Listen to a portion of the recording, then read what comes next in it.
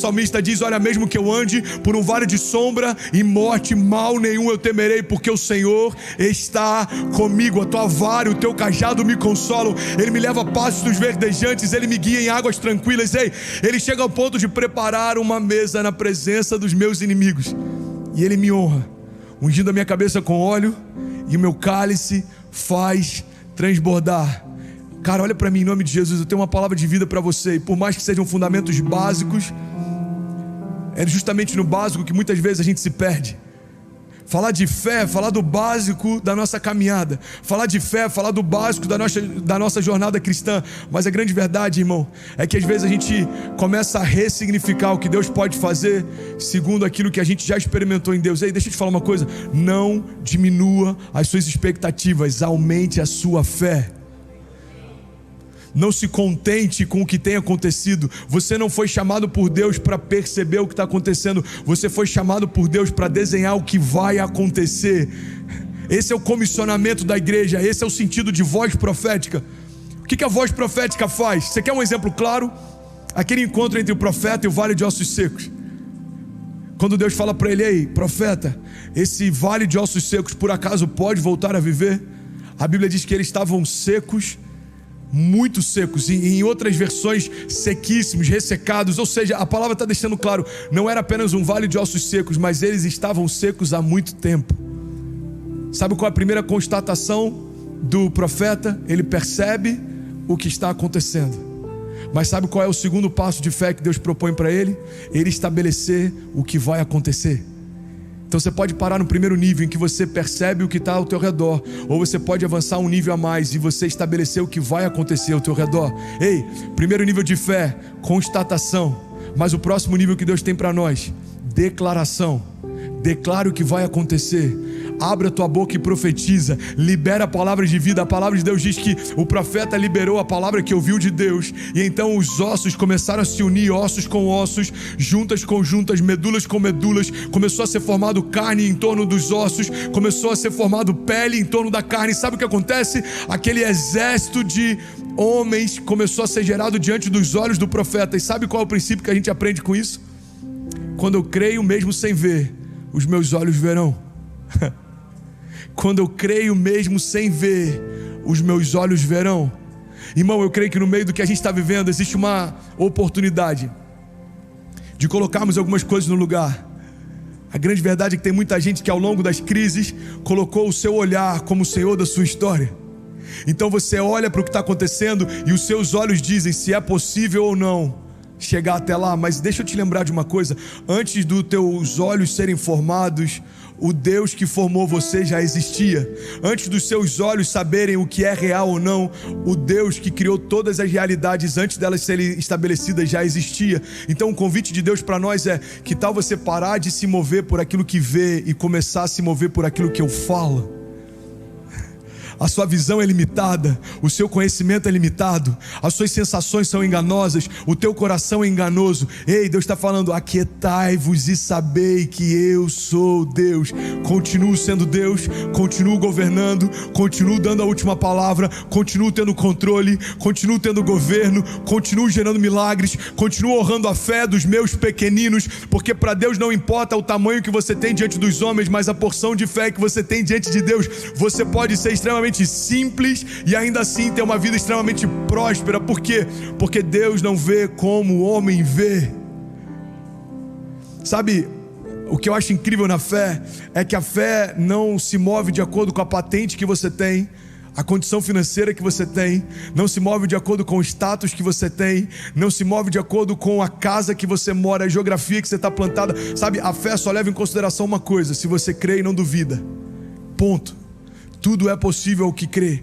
Tudo é possível ao que crê. Você que está conectado com a gente agora, a gente tem mais de 4.700 pessoas conectadas entre as nossas duas contas. Eu quero te falar algo, guarda isso para sempre, em nome de Jesus. Tudo que você vai viver a partir daqui tem a ver com como você vai se posicionar em Deus a partir de agora.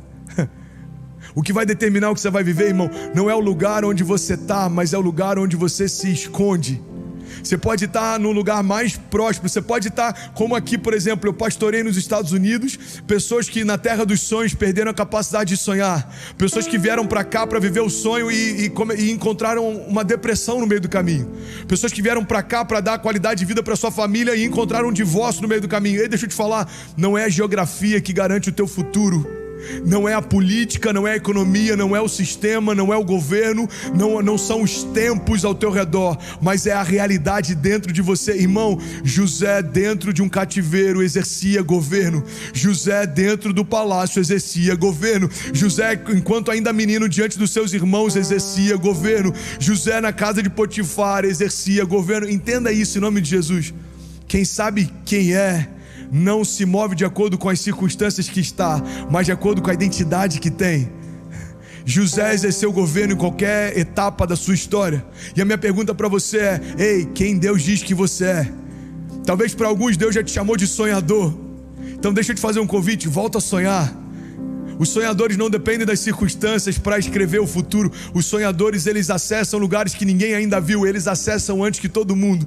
Talvez você seja um empreendedor. A tua zona de graça é estabelecer projetos do nada, é empreender do nada, é criar do nada. Ei, deixa eu te falar, no meio da crise é a maior oportunidade que você tem de exercer a verdade que você carrega. Empreenda no meio do caos. Talvez a tua verdade seja ministério de ajuda. Você é apaixonado por ajudar pessoas, servir pessoas, se engajar com causas. Ei, a nossa geração nunca precisou tanto de esperança.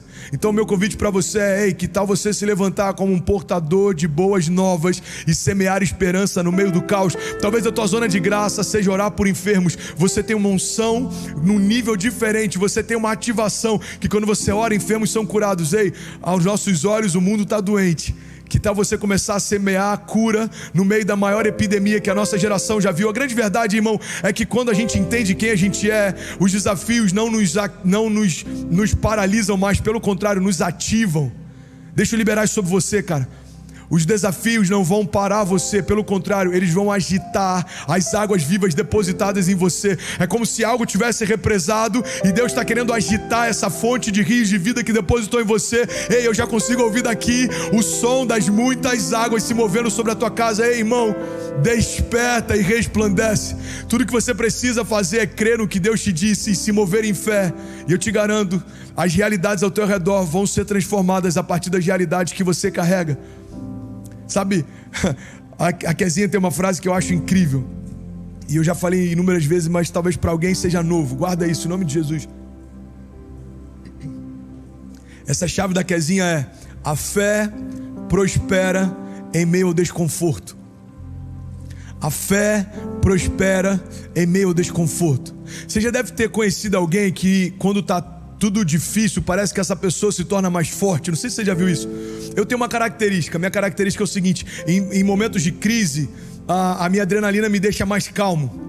Eu já capotei quando eu tinha, 19 anos e eu lembro que foi surreal o que aconteceu. Eu estava no acostamento, dormi, quando acordei, o meu carro estava capotando, eu parei do outro lado do acostamento. Eu atravessei todas as pistas, tinha uma van da Elma Chips passando e tinha um Mercedes classe A, eu nunca me esqueço disso. Os carros pararam e aí o carro teve perda total, o teto afundou. Cara, foi um livramento surreal. Eu lembro que vieram 2 ambulâncias, só que eu estava a caminho de um evangelismo num bairro chamado Jacaré, lá em Cabo Frio. Se tem alguém de Cabo Frio aí no chat, já se pronuncia. Eu lembro que quando a van chegou, eu falei: eu não quero atendimento, eu estou indo para um projeto social, eu preciso chegar lá, eu estou atrasado. Aí o cara falou: não, você tem que ter atendimento, você pode estar com alguma hemorragia, você pode ter sofrido alguma fratura. Eu falei: não, eu não vou, eu preciso estar no projeto social, eu estou liderando esse evangelismo. Aí os caras me deram um termo para que eu assinasse, dizendo: olha, eu estou assinando, declarando que eu tenho total consciência de que se qualquer coisa acontecer, a responsabilidade é minha. Eu falei: tá bom, me dá aqui. Eu assinei, liguei para o meu pastor na época, eu falei: pastor, eu vou chegar um pouco atrasado, se você puder me buscar, eu estou no meio da Via Lagos, o meu carro capotou. E para resumir a história, irmão, eu botei o meu carro na prancha e segui carona com ele, e a gente foi até aquele evangelismo. A gente orou por pessoas, algumas foram curadas, algumas aceitaram Jesus, algumas foram renovadas. E ali eu percebi algo: a minha forma de fluir em meio a momentos de crise é experimentar calma. Tem pessoas que no meio de crise travam, tem pessoas que no meio da crise sonham, tem pessoas que no meio da crise se tornam como leões, tem pessoas que no meio da crise são ainda mais corajosas, tem pessoas que no meio da crise são ativadas. Eu não sei como você reagir em meio às crises, mas uma coisa eu sei: se você fizer do Senhor a tua confiança no meio de toda estação de crise, a tua fé vai prosperar.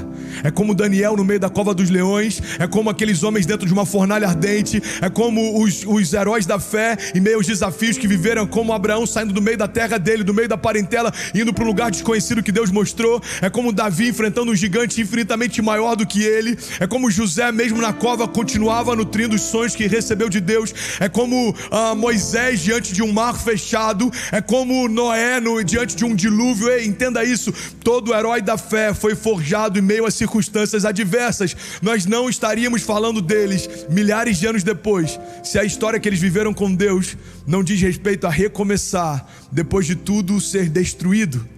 Cara, guarda isso em nome de Jesus. A fé significa Deus fazendo de novo. A fé significa Deus continuando a escrever, mesmo quando os nossos inimigos tentam botar um ponto final na nossa história. A fé significa que o Deus que fez quando nada existia vai fazer mais uma vez, mesmo que tudo pareça desmoronar. Ei, guarda isso em nome de Jesus, irmão. Não importa se o mundo que você conhecia parece que está em ruínas. Eu estou falando de sentimentos, emoções, pensamentos, estruturas, finanças. Eu estou falando do que for que você considerava como uma base segura. Não importa se aos teus olhos isso desmoronou. O convite de Deus é: que tal pegar cada uma dessas ruínas e usar como matéria-prima na reconstrução da tua história? A gente pega ali o livro de Esdras. O livro de Esdras, lá no capítulo 3, se eu não me engano, diz que o povo está voltando do exílio, eles estão voltando do cativeiro, as casas que eles tinham estão completamente destruídas, os templos destruídos, as famílias destruídas. Ei, guarda isso, cara. Quando o povo volta do cativeiro, o mundo que eles conheciam não existia mais. Mas sabe qual é a primeira coisa que eles fazem? A palavra de Deus diz que os jovens sacerdotes começam a restaurar o altar e começam a oferecer sacrifícios de louvor e de gratidão. Eles estão ensinando para a gente um princípio: não importa o estado das paredes ao teu redor, o que vai definir o teu destino é o estado dos teus altares. Guarda isso em nome de Jesus.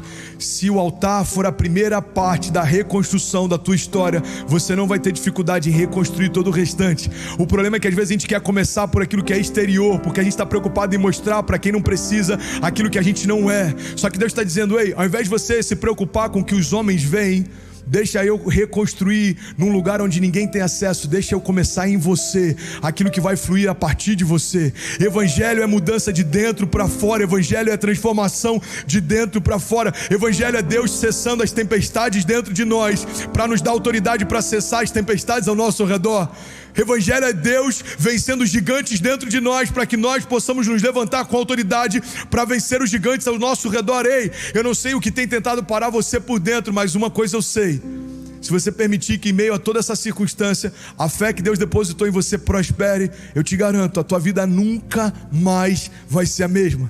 Deus está convidando uma geração a ser alistada nesse tempo, irmão. É tempo de alistamento, é tempo de avivamento, é tempo de arrependimento, é tempo de romper, é tempo de milagres, é tempo de cura, é tempo de sinais, maravilhas, é tempo do sobrenatural de Deus envergonhar aqueles que pensam que são, é tempo de Deus mudar diagnósticos, é tempo de Deus restabelecer algumas histórias. Ei, é tempo de Deus tomar novamente na nossa história o papel de governo e Ele começar a redesenhar aquilo que precisa ser redesenhado, começar a reconstruir aquilo que precisa ser reconstruído, começar a restabelecer aquilo que precisa ser restabelecido. Eu estou quase finalizando essa mensagem, mas eu queria te fazer um pedido. Cara, não se distrai.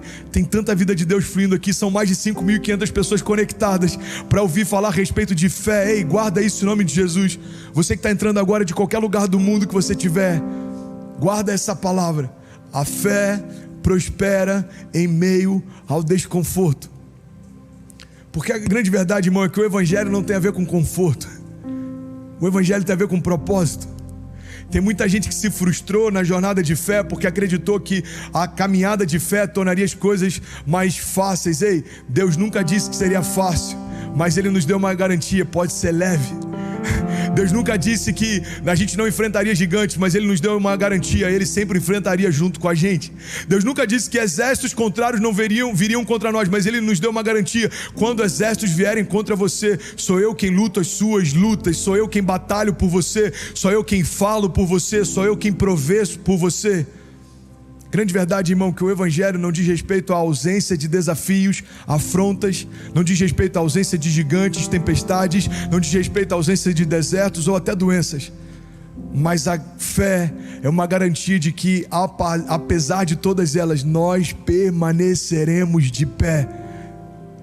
Eu conversei um pouco com o Kezinha hoje à tarde e ela apontou algumas coisas que podem ser... É coração de mãe, não tem jeito. A preocupação dela é amor, mas e se alguém entender assim, amor? E para alguém que não tenha um firme fundamento na fé, não pode achar que isso é positivismo. Eu falei, tá bom, amor, eu vou falar um pouco melhor sobre isso.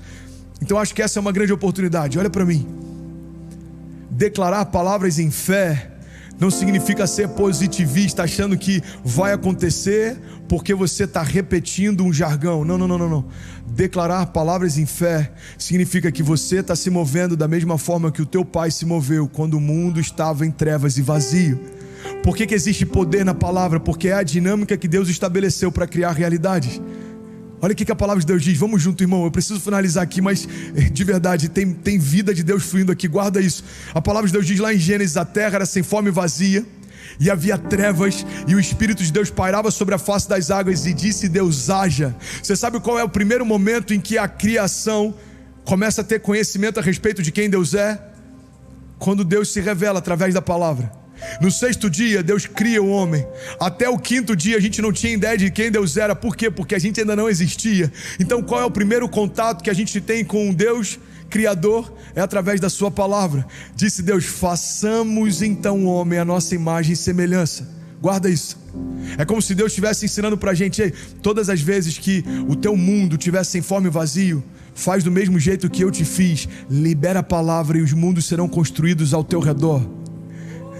Libera a palavra e exércitos serão levantados diante de você. Libera a palavra e muralhas cairão. Libera a palavra e mar vai se abrir. Libera a palavra e você pode andar sobre as águas. Irmão, deixa eu falar uma coisa, não sei se você percebeu, mas aconteceu algo surreal quando Pedro andou sobre as águas. Você vai falar: eu sei, pastor, ele andou sobre as águas. Não. Aconteceu algo além disso. Não sei se você já percebeu. Pedro fez muito mais do que andar sobre as águas. Pedro andou sobre a palavra. Porque a Bíblia diz que Pedro então tem uma ideia. Guarda isso, cara. A ideia não foi de Jesus. Não foi Jesus que chegou no meio da tempestade e falou: ei, Pedro, vem aqui para todo mundo ver que sou eu. Vem aqui, Pedro, para você experimentar o que eu estou experimentando. Não. A ideia partiu de Pedro. O princípio que Deus está ensinando para a gente é: tem milagres que você só não vai viver se você não pedir para mim para que eu faça. Ei, Pedro andou sobre as águas, mas todos os outros permaneceram no barco. A minha pergunta é: quando as tempestades vêm, quem é você? Aquele que prefere a segurança do barco ou aquele que prefere caminhar sobre as águas com Jesus? Não importa a altura das ondas, a força dos ventos, não importa o quão intimidador podem ser os cenários, irmão, é muito melhor caminhar sobre as águas com Jesus do que permanecer no barco sem Ele. A grande verdade é que o lugar mais seguro que você pode estar é correndo riscos com Deus.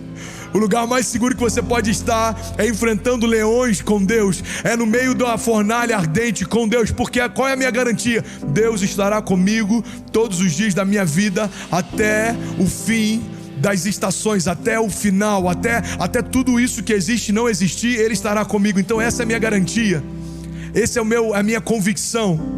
Guarda esse nome de Jesus.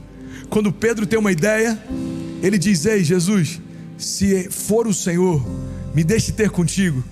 E aí acontece um milagre. Eu estou finalizando aqui, tem quase 6.000 pessoas conectadas, e eu creio que a gente vai receber testemunhos ao longo do ano de milagres que Deus vai estabelecer a partir de agora. Guarda isso, irmão. Jesus fala: ei, Pedro, então vem. Quando Jesus diz: Pedro, vem, Jesus liberou uma palavra que construiu um caminho sobrenatural. Irmão, quando Pedro coloca o primeiro pé sobre as águas, Pedro também colocou pela primeira vez o pé sobre uma palavra. A palavra que Deus liberou criou um caminho onde não existia. A palavra que Jesus liberou criou um caminho onde não existia. É por isso que a gente fez uma série inteira falando sobre o Waymaker, um Deus que constrói caminhos. Você está no deserto, Ele vai construir um caminho no deserto para te encontrar. Você está na tempestade, Ele vai construir um caminho sobre as águas para te encontrar. Não importa qual é o cenário que você está, Ele sempre vai construir um caminho para chegar até você. Então entenda, quando Jesus libera a palavra, Jesus constrói um caminho. Guarda isso, irmão. Todas as vezes que Jesus libera uma palavra, Jesus constrói um caminho. Então quando Jesus diz: ei Pedro, pode vir, a palavra, imagina comigo, deixa eu te levar para esse lugar. Imagina as ondas gigantes, imagina ventos fortes, imagina aquilo à noite, sem iluminação. Não era um barco como um barco moderno, irmão. Não era um barco como navios petroleiros. Não era um barco como um cruzeiro, não. Era um barco rústico, há mais de 2000 anos atrás, no meio de uma tempestade à noite. Talvez eles nem conseguiam se enxergar. Tudo que tinha naquele cenário era medo e preocupação, se eles iriam passar por mais aquela tempestade. No meio desse cenário, Pedro então coloca o pé sobre a palavra. E sabe o que ele experimenta ali pela primeira vez? Ele experimenta uma realidade.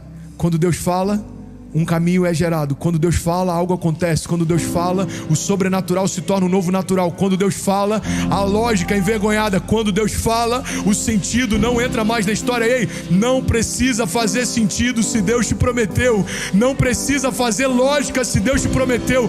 Não precisa fechar conta se Deus te prometeu. Ei, Deus está te falando: eu não te chamei para viver por aquilo que faz sentido. Eu te chamei para viver segundo aquilo que eu falo. O Deus que estabeleceu a gravidade é o Deus que envergonha a gravidade também. O Deus que estabeleceu a lógica é o Deus que envergonha a lógica também. Ei, o Deus que criou todas as coisas é o Deus que pode recriar todas elas também. E sabe o que acontece? Eu estou finalizando aqui. No momento em que Pedro olha para a lógica, Pedro deixa de viver o milagre. E esse é o ponto que eu quero compartilhar com você. A gente está no meio de uma estação que a gente vai precisar escolher. Você quer caminhar por lógica ou você quer romper em fé? Você quer caminhar por lógica ou você quer romper em fé? Eu quero orar com você, eu quero te fazer um convite. Se você puder, feche teus olhos onde você estiver, não se distraia.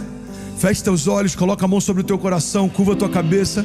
Pai, nós liberamos essa palavra, independente do lugar onde cada pessoa está conectada. Podem ser quartos escuros, quartos fechados há dias, pessoas enfrentando depressão, angústia, medo. Podem ser palácios, Pai, em meio a príncipes da nossa geração. Podem ser casebres, talvez das pessoas mais simples e completamente pobres no meio de tudo que tem acontecido. Pai, não nos importa a realidade que cada um deles vivia a partir até aqui. Nós estamos liberando realidades que vão se cumprir a partir daqui. Nós declaramos sobre o cansado renovo, sobre o abatido, Pai, nós declaramos força. Nós declaramos sobre os enfermos cura. Nós declaramos sobre o cativo liberdade. Nós declaramos sobre aqueles que estavam confusos destinos sendo liberados. Nós declaramos sobre aqueles que viviam em meio a um ambiente de medo coragem, ousadia. O Senhor não nos deu o espírito de medo, mas de poder, amor e equilíbrio. Nós declaramos sobre aqueles que estavam confusos, Pai, agora a Tua palavra trazendo ordem sobre todas as coisas. Nós declaramos, Jesus, sobre famílias que estavam em meio a um caos, o governo de Deus estabelecendo a paz, paz que excede todo entendimento. Nós declaramos, Jesus, todo principado, potestade, tudo aquilo que tenta nos parar, por 7 caminhos eles fugirão. Nós declaramos em nome de Jesus, toda legião, todo demônio, toda doença, enfermidade, toda paralisia, tudo aquilo que tenta nos parar, nós damos uma ordem: sai agora, para que entre o Rei da Glória. Levantai, ó portais eternos, as suas cabeças. Levantai, ó portais eternos, as suas cabeças, para que entre o Rei da Glória. E a nossa geração pergunta: quem é o Rei da Glória? Nós confiadamente respondemos: Jesus é o Rei da Glória, aquele que era, aquele que é e aquele que há de vir. Pai, nós declaramos para o céu ouvir, para a terra ouvir e para o inferno ouvir: esse não é o final da nossa história. Nós vamos viver milagres, romper em fé. Nós viveremos o que a Tua palavra declarou que nós viveremos. Nós experimentaremos milagres, cura, renovo, redenção, salvação, novos começos. Nós declaramos em nome de Jesus. E se você pode, declara comigo, diga: Pai, eu declaro para o céu ouvir, eu declaro para a terra ouvir, e eu declaro para o inferno ouvir. Diga: não sou mais eu quem vive, mas Cristo vive em mim. E a partir de hoje eu vou viver o maior romper da minha história, em nome de Jesus. Diga: a partir de hoje os meus olhos verão o cumprimento de cada promessa que o Senhor me fez, em nome de Jesus. Amém, amém, amém.